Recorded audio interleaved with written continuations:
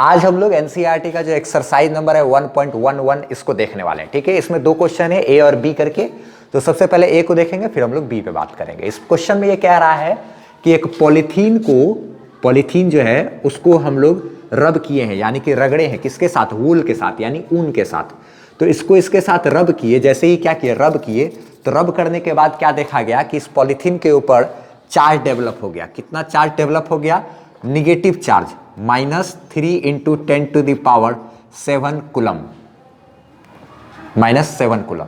ठीक है, कितना चार्ज इसके ऊपर डेवलप हो गया? -3 × 10⁻7 कूलम। इतना चार्ज इसके पास डेवलप हो गया। ठीक है, तो क्वेश्चन नंबर ए में ये पूछ रहा है कि बताइए यहां पर कितना इलेक्ट्रॉन का ट्रांसफर हुआ और किधर से किधर हुआ। अच्छा, जाहिर सी बात है इसके पास नेगेटिव चार्ज है, इसका मतलब ये इलेक्ट्रॉन को क्या किया होगा? लिया होगा। इसमें से इलेक्ट्रॉन निकल करके जाहिर सी बात है क्या हुआ होगा? इसमें गया होगा, जिस वजह से इसके पास कौन सा चार्ज आया? निगेटिव चार्ज आया। तो यहाँ पे ये बात कह सकते हैं कि इलेक्ट्रॉन जो है वो ट्रांसफर हो रहा है किधर से किधर? वूल से, ऊन से निकल करके किसमें? पॉलीथीन में। लेकिन कितना इलेक्ट्रॉन का ट्रांसफर हुआ? तो हम लोग एक बात जानते हैं, एक फार्मूला क्वांटाइजेशन ऑफ चार्ज में पढ़े हैं। एक होता है चार्ज का फार्मूला, चार्ज बराबर क्या है? Ne। क्यू बराबर फार्मूला होता है ना Ne।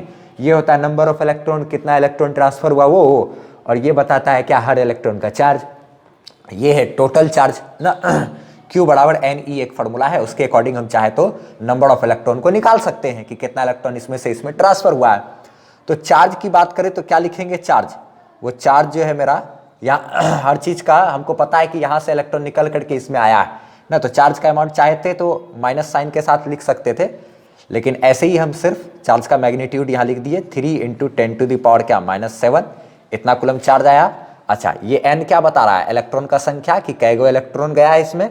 अच्छा, उस E का मान क्या होता है? E को कहते हैं इलेक्ट्रॉनिक चार्ज, यानी एक इलेक्ट्रॉन का चार्ज। इसको लिखेंगे 1.6 × 10⁻, क्या? -19। इतना कूलम होता है ये। अच्छा, अब यहाँ से निकल जाएगा n बराबर नंबर ऑफ इलेक्ट्रॉन का मान निकलेगा। कैसे निकलेगा? इसको इसके डिवाइड में लेके चले आएंगे। 3 × 10⁻, क्या? -7 और डिवाइडेड बाय 1.6 × 10⁻⁻19। इसको सॉल्व करेंगे तो आ नहीं जाएगा ना।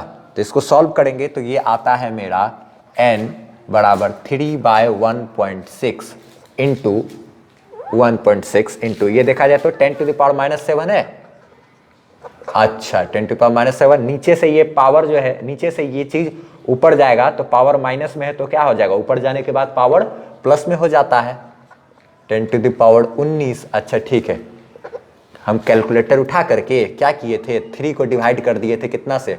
1.6 से ना। ऐसे भी चाहे तो कर सकते हैं। यहाँ से पॉइंट उड़ाए, नीचे क्या आया? 10। अब ये 10 को नीचे से ऊपर लेकर के चले जाएंगे। ये 10 नीचे से ऊपर जाएगा, नीचे से ऊपर जाके ये 10 इसमें गुना होगा तो ये 3 को क्या बना देगा? 30। अच्छा, और डिवाइडेड बाय ये 16 ऐसे ही बच गया गुना। अब देखा जाए बेस सेम है तो पावर क्या हो जाएगा? जुड़ जाएगा। तो 19 में -7 जोड़ेंगे। 19 में -7 जोड़ने का मतलब 10⁻19, और इसमें क्या? -7 जोड़ने का मतलब 7 हमको क्या होगा? ऐसे घटाना पड़ेगा ना। जोड़ने का मतलब तो वही हो गया। 19 में आप जोड़ दो, कितना को जोड़ दो? -7 को जोड़ दो ना। तो ये क्या हो गया? 19 - 7 यानी कि क्या? ये 12।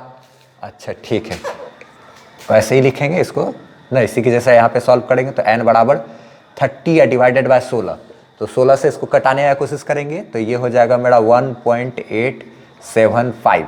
ये इसको गुना भाग तो आपको करने आता है। अच्छा ठीक है, उसके बाद 10⁻19 में से 7 चला गया तो ये क्या हो गया? 12 ना। इतना इलेक्ट्रॉन्स ये हो गया क्या मेरा आंसर। लेकिन जो हम इसको मिटा रहे हैं ना, एनसीईआरटी जो है, एनसीईआरटी में क्या किया है? आंसर जो दे दिया है वो दे दिया है क्या? 2 × 10⁻, क्या? 12। इतना इलेक्ट्रॉन दिया है, इतना इलेक्ट्रॉन दे दिया है। ठीक है। अच्छा, चूंकि ये एनसीईआरटी एकदम एक्यूरेसी पे काम करता है तो उसको देना चाहिए था यही आंसर ना। उनको अच्छा नहीं लगा कि वो यहाँ पर ये करके ऐसे ऐसे कर दिया। ऐसे वो वहाँ पर बोलता ना अगर कि अप्रॉक्स इतना इलेक्ट्रॉन, तब हमको पच जाता। लेकिन वो क्या हुआ कि इतना को डायरेक्ट क्या किया, वो सीधा आंसर में इतना दे दिया। तो बहुत बच्चे लोग हैं तो कंफ्यूज कर जाएंगे, जबकि आंसर इतना आएगा ना। तो इतना आने के बाद तो क्या कंफ्यूज नहीं करना है। एनसीईआरटी का वो छोटा सा मिस्टेक जैसा भी कह सकते हैं, उसको वहाँ पे ऐसे लिखना चाहिए था कि अप्रॉक्स इतना इलेक्ट्रॉन, तब बोलो काम चल जाता ना। नहीं तो कोई भी बच्चा है तो कंफ्यूज कर जाएगा। एनसीईआरटी में इतना आंसर दिया है, लेकिन जो एग्जैक्ट आंसर आएगा वो रियलिटी में ये आंसर होगा। ये है परफेक्ट आंसर, नहीं ये परफेक्ट आंसर नहीं, ये है परफेक्ट आंसर। ठीक है, तो अब ये चीज़ हो गया। अब उसके बाद ए नंबर में इतना इतना लिखे, इतना लिख दिए। अच्छा ठीक है, और एक बात लिखेंगे कि कहते हैं इतना इलेक्ट्रॉन का तो ट्रांसफर हुआ। अच्छा ठीक है, तो और एक बात, उसका आंसर क्या बनाएंगे, डायरेक्ट जो होगा एक लाइन हमको लिखना होगा कि इतना इलेक्ट्रॉन जो है वो ट्रांसफर हो रहा है वूल से किधर, पॉलीथीन में। वूल से किधर, पॉलीथीन में। ये एडजेक्ट मेरा क्या हो जाएगा, आंसर। कैलकुलेशन वगैरह सब कुछ करके एडजेक्ट मेरा आंसर। तो लिख सकते हैं कि 1.875 इंटू 10 टू द पावर 12, ये जो है 1.875 इंटू 10 टू द पावर 12, इसको जब तुम क्या कहते हैं गुना करोगे इससे, तो बहुत बड़ा संख्या ये बनकर उभरेगा ना। बात कर लेते हैं उस पर। अच्छा ठीक है, इतना क्या बोले, इतना इलेक्ट्रॉन्स आर मूविंग, इतना इलेक्ट्रॉन्स आर मूव्ड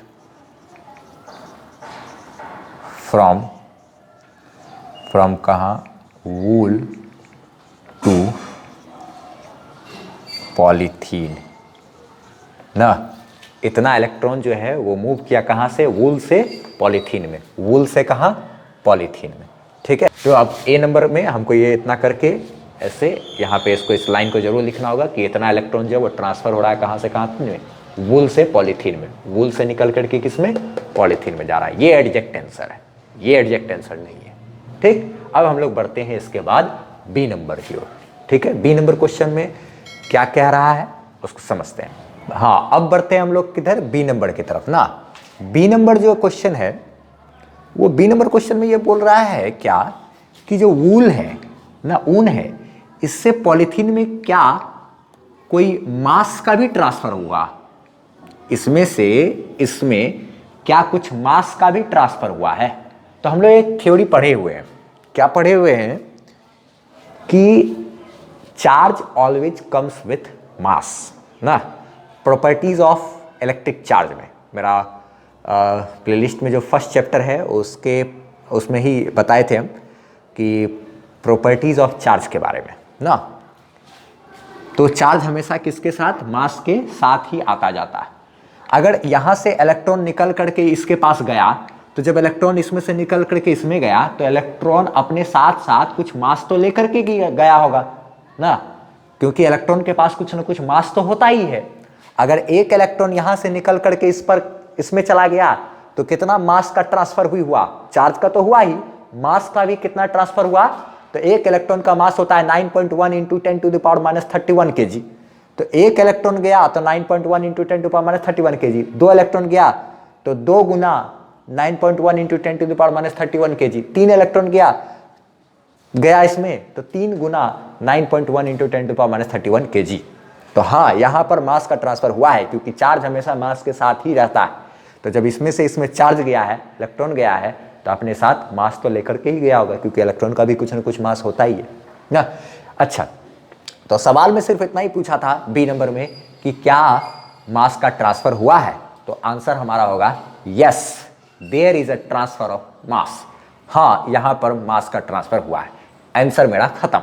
ठीक, एनसीईआरटी चूंकि क्या किया है, उसको वहाँ पे दिखलाया है कि यहाँ लगभग जो है इतना इलेक्ट्रॉन ट्रांसफर, इतना केजी मास जो है वो ट्रांसफर हुआ है। तो हम लोग भी क्या करते हैं, कितना मास ट्रांसफर हुआ उसको भी निकाल देते हैं, जबकि आंसर मेरा सिर्फ इतना ही होगा कि हाँ, मास का ट्रांसफर हुआ है। Yes, there is a transfer of mass because charge always comes with mass ना।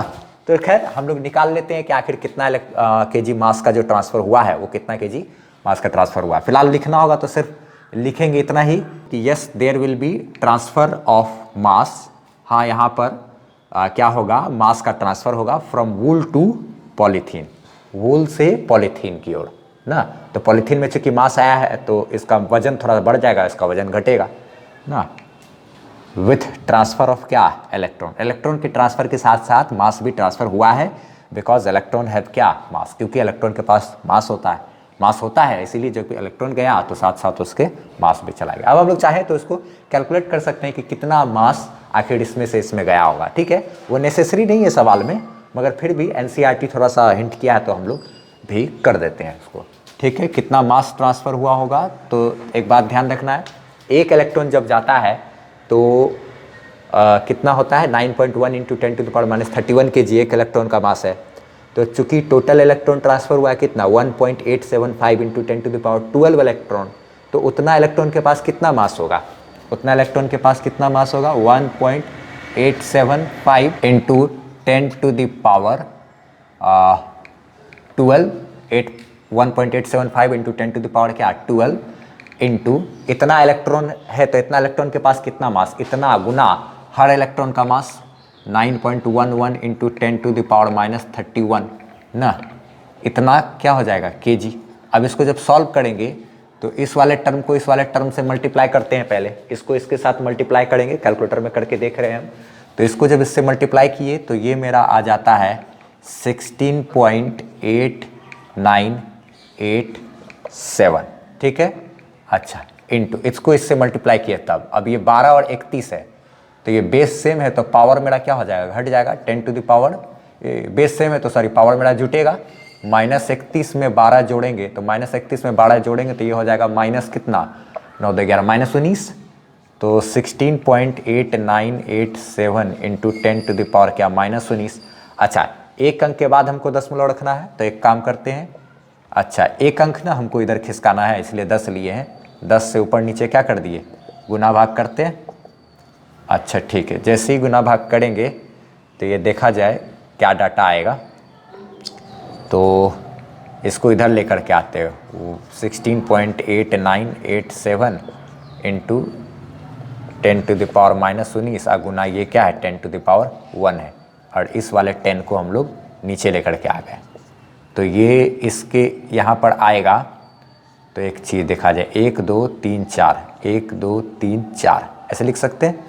अच्छा ठीक है, अब उसके बाद देखा जाए, ये तो कर लिया, अब अगला स्टेप में देखा जाए तो 1 2 3 4 5 जीरो है, तो 1 2 3 4 5 जीरो के बाद 1 है, तो यहाँ पे हम लोग पॉइंट को ला सकते हैं, 1.68987 ना, पॉइंट उड़ाएंगे तो फिर 1 और उसके बाद 1 2 3 4 5 को जीरो, वही चीज़ हो जाएगा।